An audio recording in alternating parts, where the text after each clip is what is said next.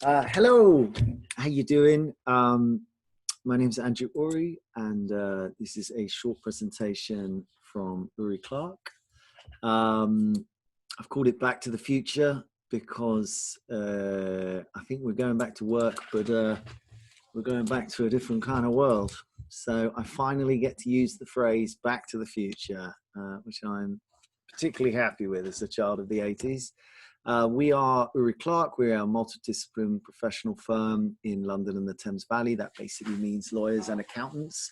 I am an accountant and chartered tax advisor. I will be talking about a couple of legal things and on a light level, but I am not the subject matter expert. This is the top 5 things to tell you about returning to work from, I guess, our professional perspective. First, a warning. Business is screaming for certainty. I think we all are, and it's not going to happen for years. At best case, go Oxford. Maybe we'll have a vaccine at the end of the year and mid next year and scale. Cinemas. You could think of a million industries that I don't know if we're going to have them anymore. Apparently, drive-in cinemas have almost died in America. Suddenly, expanding at a tremendous rate. But, I just think it's all about how long this is going to be and how it's not just about, sort of coming back to work or this year. There's going to be years of this. We use the example of Iceland because we go there a bunch. And it took a long time for that to come back after 2008. Is it a depression? Is it a recession? We've sort of got quite good at the government sort of giving out money to sort of flatten the curve, flatten the economic curve. But if you wanted to know what the future looked like, which I always do, I think we've just found out. But the real point that I'm trying to get to is you need cash and lots of it, and you might need it for years. So I think that, as you will hear, is a sort of key message, is that don't spend it because you think things are going to be coming right. Things have been pushed down the track in many ways. So cash, the quest continues. What are the options? The C-bills, this is just to give you a quick, hopefully you know a lot of this, but just to remember, we've got C-bills, which is a debt that you can get from your bank, 80% government backed. They haven't been very well taken up originally, but a major change in attitude for if you're asking for less than £250,000, we're hearing a lot more positive reports from clients that the banks are being a lot more helpful. But you cannot be an undertaking in difficulty. Just to note that European law, unfortunately, gets applied to this. It gets applied to any sort of grants or generous reliefs by governments. And it means that if you had burnt more than half of your equity, so your sharehold capital, half of it you had spent by losing money for some years, you can't unfortunately apply to this, even if you're very profitable now, unfortunately. There are ways of adjusting your balance sheet. I just give a couple of brief examples here. If you've got intercompany debt, you could write it off. You could turn debt into equity. So you could look at your balance sheet and say, well, rather than owing you lots of money, would you accept some shares instead so that I can raise the money I need with the bank to get the business running? Because if I can't, you're not going to have anything anyway. They launch what's called the Future Fund, which is a matched funding, sort of 125,000 to £5 million. I'm not going to go into this in a lot of detail, but they launched it, and it sounds in theory good, but it's got some quite punitive measures, and it doesn't comply with something called EIS. It's apparently now almost been fully subscribed to, and it was only just launched. And I did hear that people were getting access to it before it was launched, who were, Richie Sunak has a very, he worked in the city a lot, and it seems to be a bit of a deal with the VC. So probably this isn't relevant, but, you know, just to have the context, there is something called the Future Fund. We don't think it's very useful to people. You know, you've got to match it with convertible debt. So you've got to find a private investor who's going to invest on the same terms, and it's not compatible with EIS. EIS is this taxpayers relief. So if I invest in a company, I get 30 to 50% of my money back. So it's not something we're advising to do. If you are trying to raise money, we're recommending ASA agreements. There's a free one we've put on our website. The link is there. And an ASA agreement is a advanced subscription agreement. You get the cash now for issuing shares in the future, and it is compatible with EIS, which is very crucial. And it doesn't require you to have a valuation currently. A lot of valuations are obviously a little unclear at the moment. So you don't really want to be trying to raise money and establish a valuation if you can avoid it.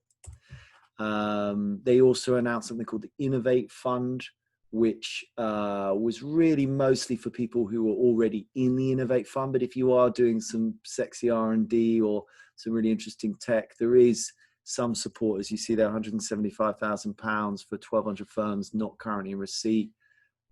It could affect your R&D claim. But yeah, just sort of laying out, those are the big picture. You probably know this or don't need to know this, and it's not that helpful. So, you know, there was quite a lot of pushback about these reliefs in terms of, you know, them being quite hard to access and not really very useful and stuff. So they launched the Boris Bounce Back loans, as you know. Actually, these are really good. You know, fair play to them. People are getting the money very quickly and easily, 24 hours, 48 hours. They remove the undertaking and belief. You need to go to your bank first, 100% guaranteed, 0% interest for 12 months. You can get up to £50,000. It's the lower of £50,000 or 25% of your turnover. Yeah, I think these are great. In all honesty, as if you need to raise cash, you know, 7 questions and you got the money in a day or two. There's reports that it depends on your bank. Barclays, for instance, had a lot of negative press, but bounce back loans are pretty good. A lot of clients are accessing them. And the other one that we've, you know, been trying to remind people about is R&D grants. If you're doing, and you'd be surprised what counts as R&D, but if you're doing any sort of technical or scientific development of any kind, and this can be in quite, you know, it could be in businesses you don't really expect it. There's up to 33% cash back. You get the money in 28 days after filing your tax return. It's a grant. It's not debt. You don't have to repay it. But that's more going to be for the tech startup world, who are, you know, still losing money and investing heavily, because that's when you get the cash back. You can go back up to 2 years. So you need liquidity. So this is our ABCD. Yeah, basically plan A, bounce back loans, R&D if you can do it, Innovate grant if it's relevant. Plan B, C-bills, ASA, Future Fund, consider all those. Plan C, you know, and I think this is the point at the moment, you want a panic fund. You want to put aside as much money as you can and not spend it.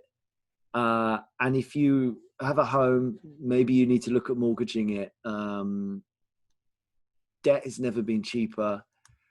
And it's rather brutal to say, but there's some truth in it. If you aren't prepared to mortgage your home for your business, that may tell you something. You do need to check with your partner first. Maybe they know you better than yourself. You know, obviously, you know, you would need the wife or husband on board as relevant. But, you know, if the bank's willing to lend you some money and you can put it on a side and keep it safe, you know, that's going to be handy, because this is going to take a long time to sort itself out. And it would be very sad if your business failed because you didn't have 10 grand. You couldn't get it. You went bust. You know, that would be a real shame.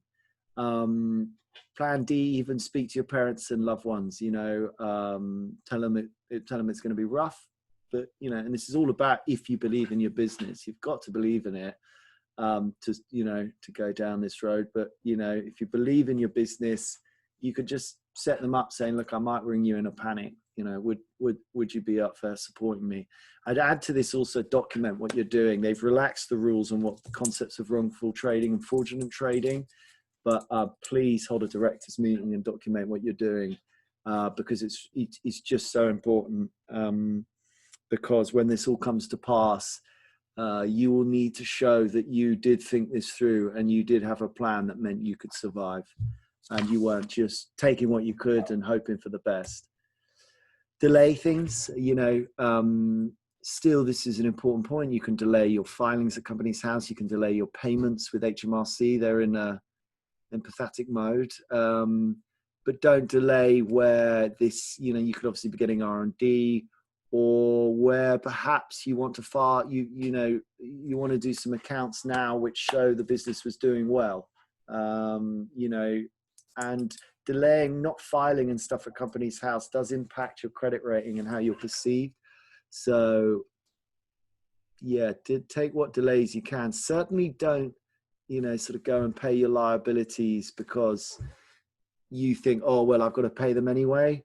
Delay what you can, you know, we can give you more detail on that. Speak to the tax man, and hold on to that cash. What happens when furlough ends? This is where I breach into the legal world a little bit. Apologies to my colleague Ross. If you have staff on furlough, now I assume you'll understand what furlough means. So I'm not going into the sort of what it is so much. You know, and you don't think you can afford to employ them when it ends, which is currently, I think, the end of June, you need to start consulting now, because you can't fire them. You've got to do redundancy. And redundancy, if they've been working for you for more than 2 years, you've got to fully consult and go through a process. They have notice periods. It could be a 3-month notice, you know, and you don't really, you've got to trigger it now. Even if, you know, so if it's less than 2 years, you can just trigger the notice, provided the notice doesn't take you over the 2 years. And you may need to do that, you know, understand where you are with your contracts. It might be that you furlough them, and then by the time you're looking at this, they've crossed the 2 years, and now you're into redundancy. It could be they accrue another year, and each year you get a certain increase in the amount of money they're owed. And it takes time to consult, you know, 45 days and things like this. You can do it quicker than that, but you can get into those timelines. You know, effectively they have agreed to being furloughed, and you really need to get on top of that as a matter if you can't afford to bring them back.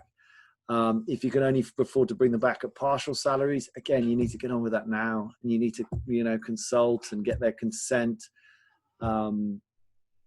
I think this is the most key aspect of what's going on here. The furlough measures have been, you know, gratefully received, but there's a little bit of sleepwalking going on as a result. You know, the reality has been hidden. Several of other EU governments we were on a call with our European firms, and it was interesting that quite a lot of them have said, fine, we've given you this money, but you must now employ this person for at least a further 6 months. We feel there's some remuneration, what's the word, rumors in the press that possibly we might see something like this as well. You may have more of a duty to employ them. So I would get on with it now while you can. These are top 10 quick questions on furlough that we've received a lot. Super quick answers. Not sure if they're sort of helpful, but you know, can an employee go on and off furlough? Yes, absolutely, provided it's for a period of 21 days and you could rotate different people. Will employees continue accrue annual leave while they're on furlough? Yes. Can annual leave be taken during furlough? Yes. Can an employer require an employee to take leave during furlough? We think so. So that's as best we can do. Can an employer require employees to take accrued holiday once the furlough period comes to an end? Yes. But it has consideration. You need to give them, usually it's 2 days notice that they must take holiday.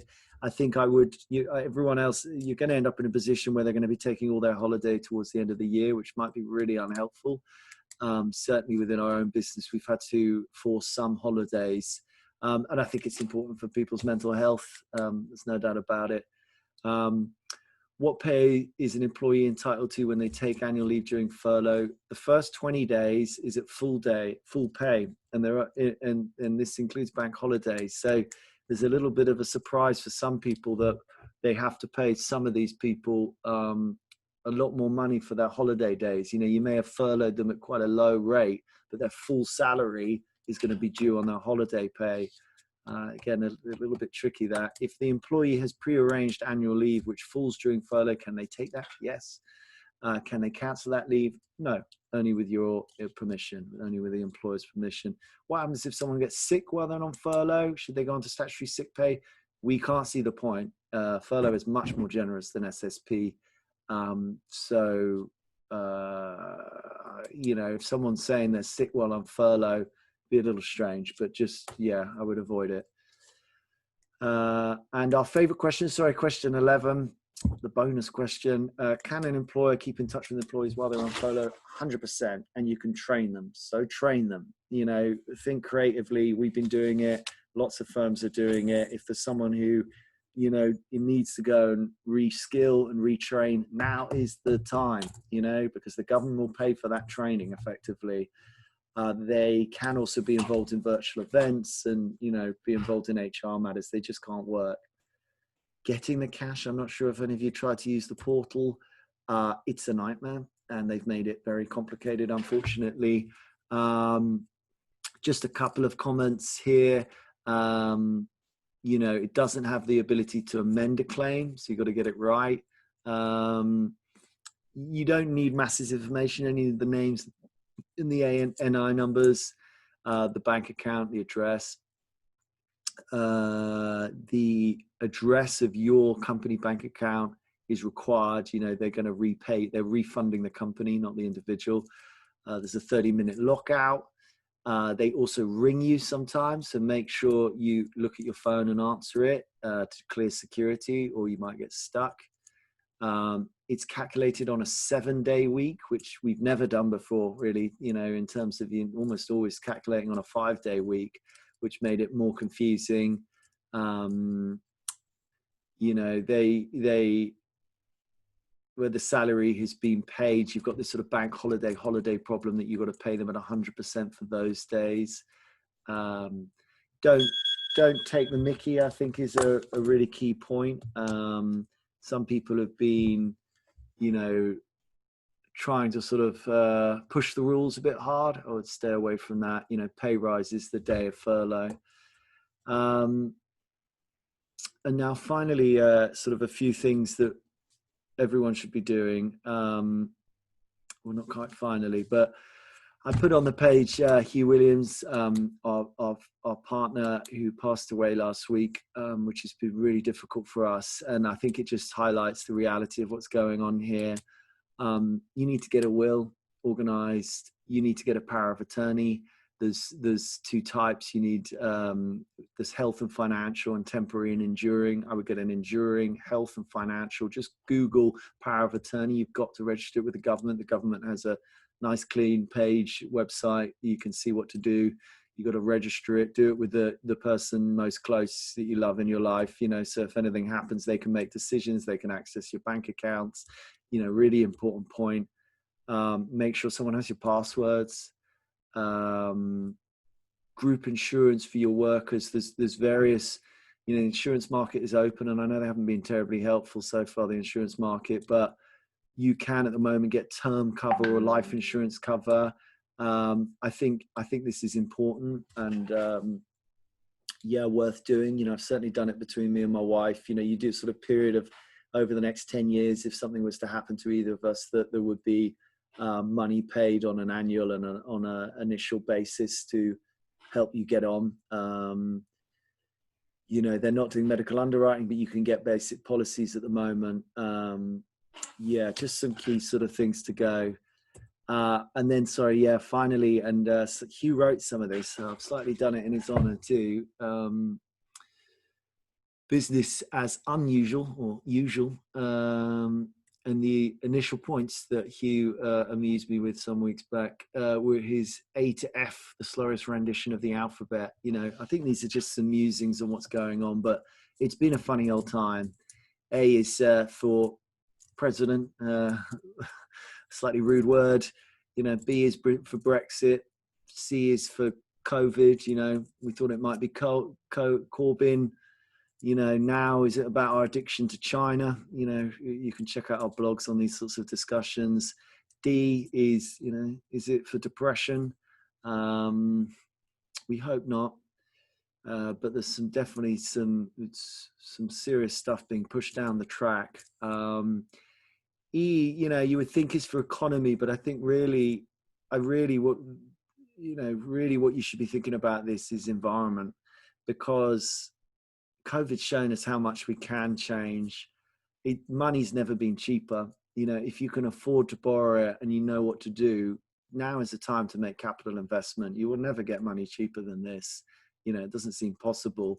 And I think rather than focusing on COVID, I think a lot what needs to be sort of shifted into is the sustainability conversation, the environment conversation for your business, you know, those aspects. Commercial property is facing a huge change, as we know. You know, as an amusing client said to me, people are going to have to sell a few skyscrapers, and I think that's true.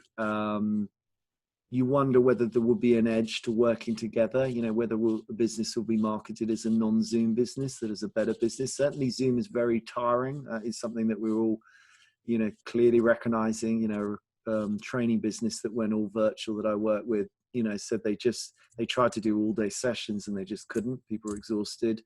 You know, it's a sort of combination of being in a meeting and watching yourself in a meeting, and, you know, not having a lot of the, you know, sort of having to be very present in that meeting, not being able to notice people aren't looking at you and drift off for a minute. You know, obviously, you know, people are all saying these things, but rural properties near cities probably increasing in value. Maybe longer commutes are acceptable though, if occasional. You know, the deep implication is, you know, if it's remote, if it doesn't need to be in London, does it even need to be in the UK? You know, that's quite a deep question, and quite a scary question for a workforce that's quite expensive in the UK. Yeah, some really interesting things that are going on. You know, will people actually, some people move centrally because they won't want to avoid the commute, you know. I wonder, you know, there's manufacturing, of course, which has to have people there. You know, a client who was a manufacturer, and I said, oh, how's remote working? And he was like, are you an idiot? He was like, we build stuff, Andy. It's terrible. You know, we've got to get, you know, we've got to get everyone back in and get building again. But it made the sort of simple point of what cities were originally about. They were about manufacturing and large workforces. And you wonder if that's what the city will come back. Will there be manufacturing back in London? And, you know, and that's what it's going to be about again. Amusingly, you know, all these kids have watched us work now, which is really strange. You know, they're going to have this bizarre idea of what we do for our jobs.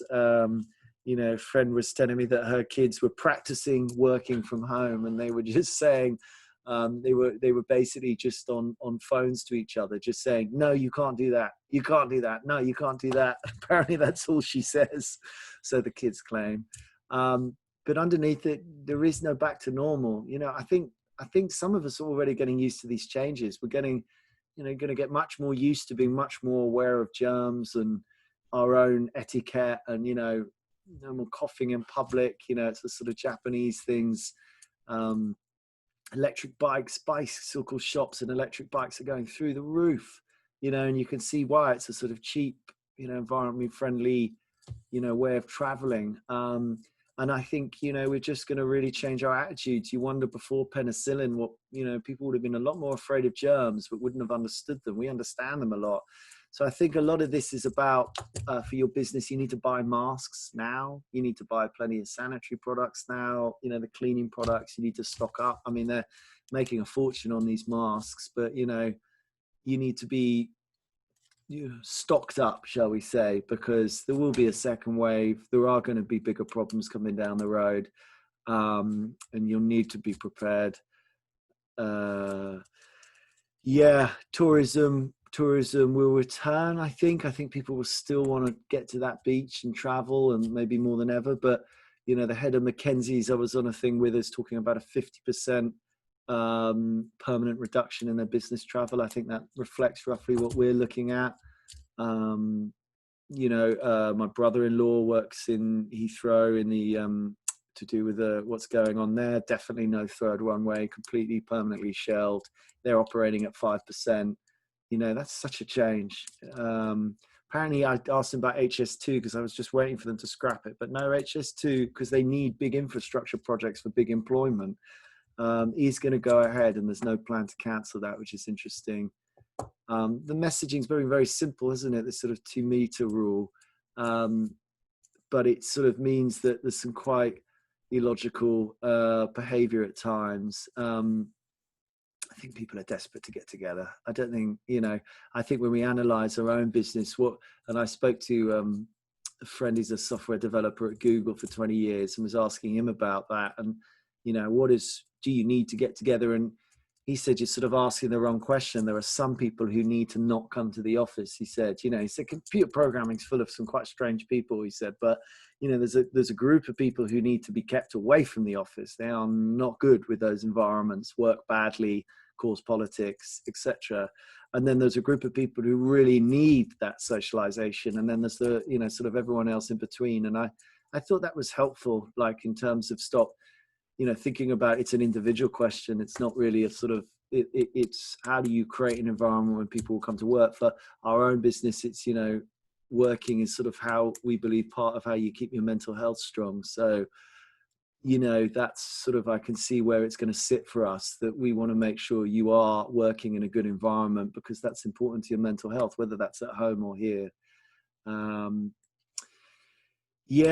thing, there is no secrecy or privacy on Zoom. So it's certainly an issue for us, and I'm sure other businesses, is can you truly have a private conversation on Zoom? And I think I'm seeing that now, that people want to meet in person to talk.